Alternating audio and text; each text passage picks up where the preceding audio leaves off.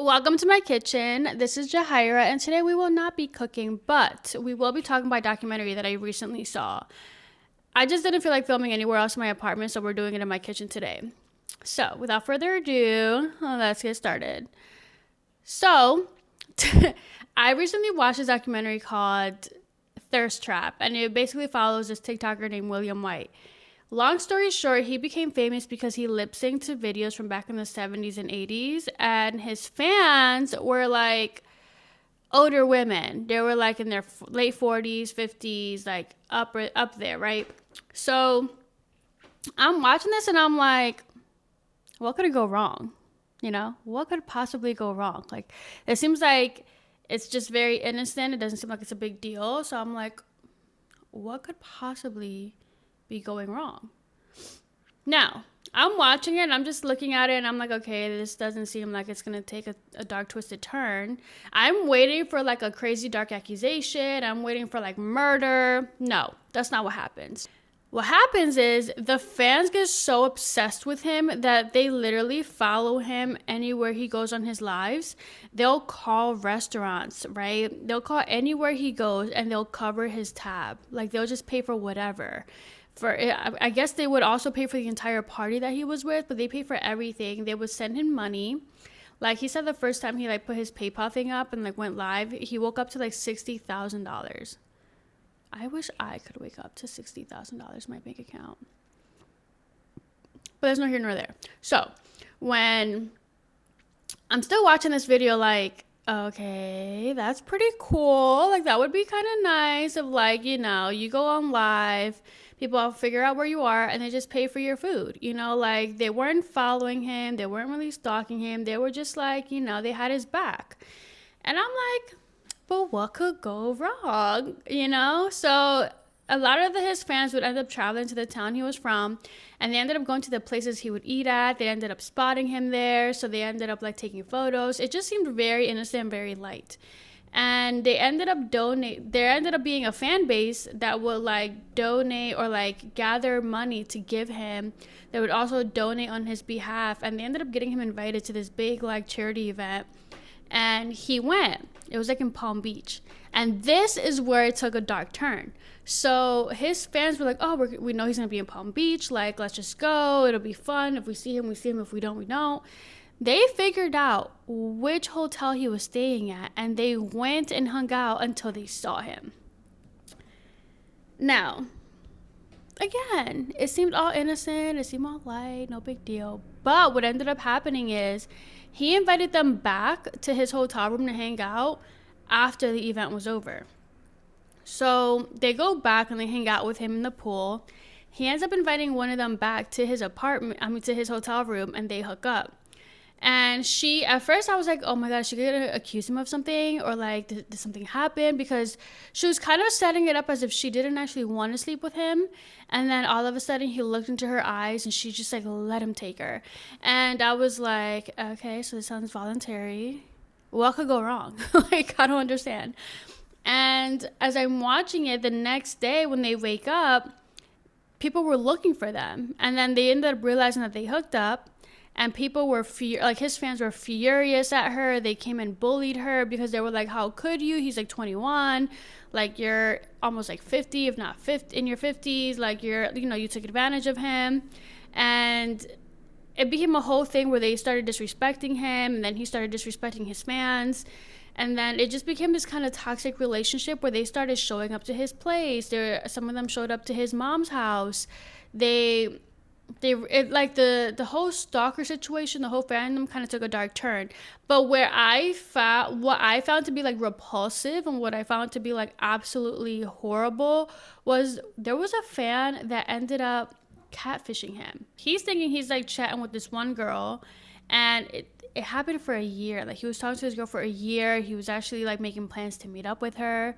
What ends up happening is he's watching porn like online, and he sees the girl and he sees her videos, and he's like, oh crap. So he puts two and two together, realizes that he was being catfished, and then the person who did it ends up selling his like explicit content that he privately shared with her on Twitter.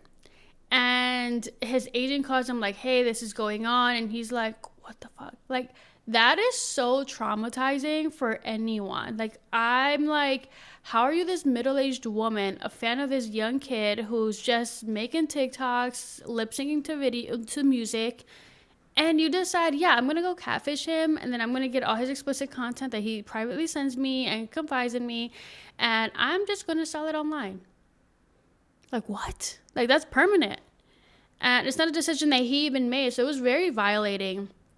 And this is what I've been finding so ridiculous about the whole thing. Like, we're supposed to be women that look out for people and the nurturers and compassionate, and we're supposed to be this way. But, like, there's so many women out there that are, like, legit crazy.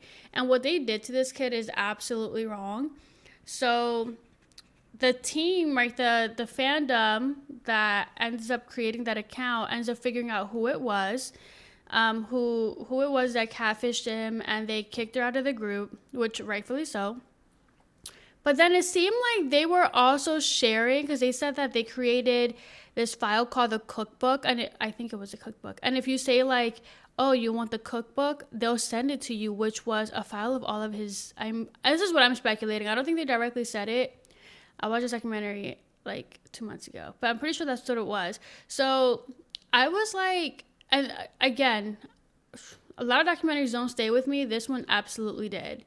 Because they had no business doing this to this kid. Like, all he was doing was going on TikTok, lip syncing to videos, going on live, talking to his fans, and calling it a day. And they really went to the extent of violating him. And then going also to his place. So throughout the documentary, it's like a 2 or 3 part. It was like 2 parts. I do think it was a bit long. I think it could have been shortened and still have, gotten to the point, because it did feel kind of long. I was kind of like, why am I still watching this? Like, I kind of stayed watching it because I was trying to figure out what is wrong with this. Like, what happened? Because this doesn't seem like it took a dark turn at all. Like, I'm just like, this seems so innocent. Like, what's going on? And when I saw what they did, I was like, this is embarrassing. Like, those women should be embarrassed.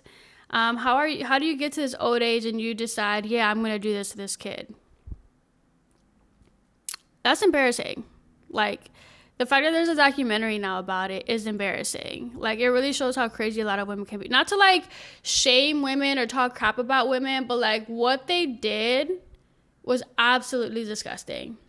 And then what I do like about this documentary is that it highlights what can happen if, 1, you grow way too fast on social media, 2, you have no boundaries with your fans, and 3, what can happen to you, like, if you're not careful, or if you're not, like, just what can happen, like the dark side of being on social media, really, because no one, I believe, sets out for something like that to happen to them. Like, no one does.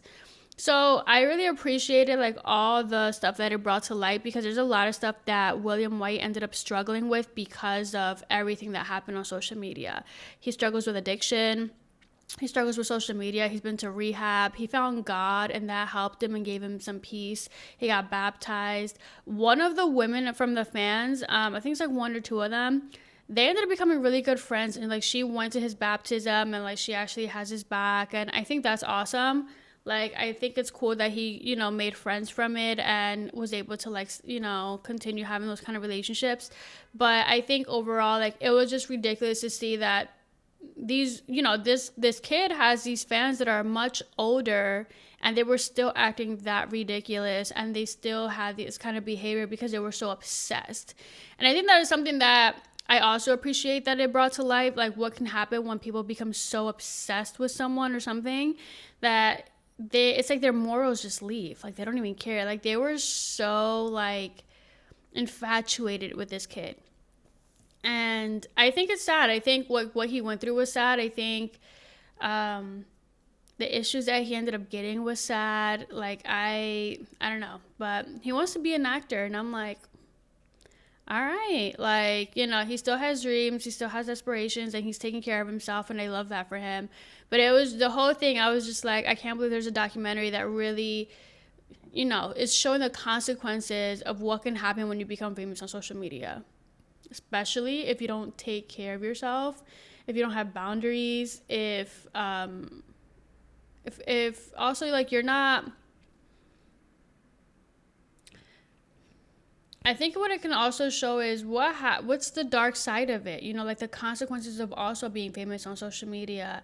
And I think it also helps us like check ourselves. Like there's so many people, I'm sure, that are fans of people that they follow on social media, and they'll justify all these people's actions. They'll just sit there and support them no matter what they say or do. And I think it really like calls the question that we need to check ourselves. That we really do, because these people are just regular people. We don't even know who they are. We don't know what demons they have, what they struggle with. But we're becoming so obsessed that we can also ruin their lives by engaging with them so much. And, you know, if we don't check our behavior, like this kid really struggled a lot. So yeah, it was a very interesting documentary. Pretty ridiculous, just because I don't agree with the actions these women took to obsess over him. But I think you guys should definitely check it out. It is on Paramount. If you skip to the second part, you can kind of still understand what's going on. I just think the first part of the documentary was just a lot of information that really emphasized like his star, and I was just like, you know, we can skip a lot of this. I get it. He's TikTok famous over this. Lip syncing videos to music, and he has a huge fandom of older women. Got it. Like I think they kind of like it was kind of long. I gave like a long really overview of that, but that was just like my only negative critique about it. Like I felt like it could have just been shorter. So yeah. But if you're interested in listening to more reviews and want to know more, or like want to listen to more, or possibly be introduced to other kinds of movies out there they probably haven't heard of, or even documentaries, feel free to give me a subscribe, follow, and comment any if you've watched this documentary. Let me know what you thought about it, because I personally just thought it was too long. I thought these women were ridiculous, but I'm really grateful that it brought to light the consequences of social media. But I'm curious about what you think. So thank you for like chatting with me and listening to my rant, and I hope to see you in the next video.